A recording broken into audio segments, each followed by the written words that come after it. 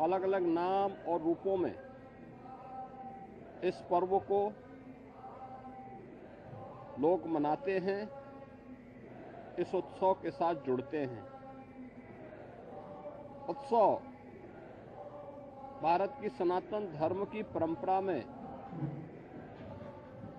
आनंद के क्षणों को एकजुटता के साथ, एकता के साथ आयोजित करने, अपनी खुशी के साथ पूरे समाज की खुशी को जोड़ने का एक सशक्त माध्यम रहा है।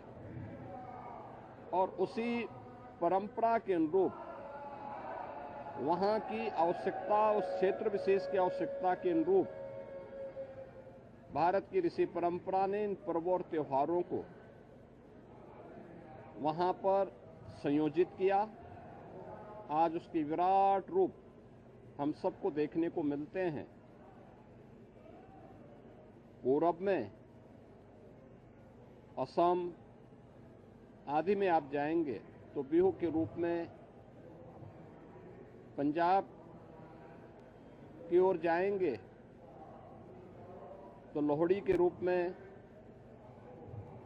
सुदूर दक्षिण में आप जाएंगे तो पोंगल के रूप में, बंगाल में या महाराष्ट्र में तिलवा संक्रांति के रूप में, उत्तर भारत में आएंगे तो खिचड़ी संक्रांति के रूप में इस महापर्व को आयोजित श्रद्धालु जन करते हैं। एक और हम लोग यहाँ पर महायोगी भगवान गोरक्षनाथ की इस पावन धरा पर देश के अलग अलग कोने से आए हुए श्रद्धालु जनों के साथ मिलकर के इन लाखों श्रद्धालु जनों के साथ भगवान गोरक्षनाथ जी को आस्था की पावन खिचड़ी चढ़ाया जा रहा है। तो दूसरी ओर इस सदी का पहला महाकुंभ प्रारंभ हो चुका है और आज पहला अमृत स्नान का पुण्य प्रारंभ हो चुका है। यानी महाकुंभ में के प्रति जो आकर्षण देश और दुनिया में देखने को मिल रहा है वो अद्भुत है, अकल्पनीय है। कल ही आपने देखा होगा प्रयागराज में लगभग 1.25 करोड़ श्रद्धालु जनों ने मां गंगा, यमुना और सरस्वती के पावन त्रिवेणी के संगम पे डुबकी लगा करके पुण्य के भागीदार बने। आज वहां पे पूज्य संतों की अगुवाई में लाखों की संख्या में कुछ ही देर में अखाड़ों का अमृत स्नान प्रारंभ होने वाला है। और इसके साथ ही ब्रह्म मुहूर्त में 3 बजे से ही लाखों की संख्या में श्रद्धालु जन अभी से वहां डुबकी लगा रहे हैं, पुण्य के भागीदार बन रहे हैं। उसमें देश और दुनिया से आए हुए सनातन धर्मावलंबी तो हैं ही, साथ साथ सनातन धर्म के प्रति आकर्षित तमाम विदेशी श्रद्धालु भी इस महाकुंभ के साक्षी बन रहे हैं। महाकुंभ का आज ये द्वितीय स्नान है, लेकिन पहला अमृत स्नान जिसमें अखाड़ों की शोभा यात्रा निकलेगी, उनकी सवारियां निकलेंगी, यह भी आज महाकुंभ में होगा और इस प्रारंभ होने वाला है।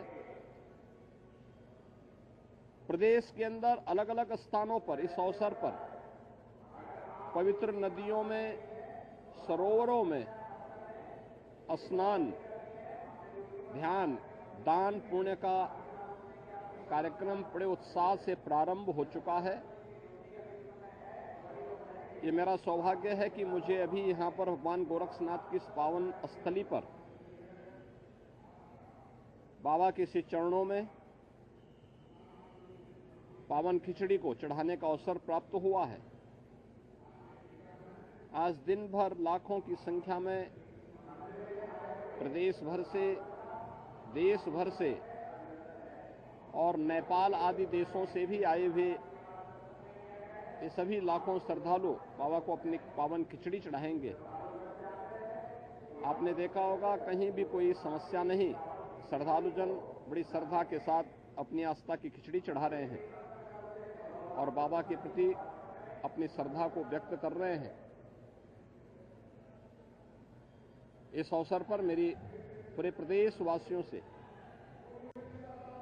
आस्था के इस पावन महापर्व पर यही अपील है कि पर्व और त्योहार हमें एकता का संदेश देते हैं, सामाजिक एकता का, राष्ट्रीय एकता को सुदृढ़ बनाने का, और इन पावन परंपराओं को क्षुण्य बनाए रखने, इनकी पवित्रता और इसकी मर्यादा का पालन करने की भी प्रेरणा प्रदान करते हैं। मेरी विशेष अपील होगी, पर्व और त्योहारों के पीछे श्रद्धा का भाव यह अभिनंदनीय है। हम अवश्य इस बात को ध्यान दें कि हमारे पावन तीर्थ स्वच्छ और सुंदर बने रहें। सिंगल यूज प्लास्टिक का उपयोग हम कतई न करें। कहीं भी जहां तहां गंदगी न करें। शासन प्रशासन सभी पूज्य संतों के, श्रद्धालुजनों के सबकी व्यवस्था के लिए पूरी तन्मयता के साथ लगे हैं। अनेक स्वयंसेवी संगठन श्रद्धालुजन और संतों की सेवा के लिए तत्परता के साथ कार्य कर रहे हैं और मुझे पूरा विश्वास है कि ये सभी आयोजन सकुशल संपन्न होंगे।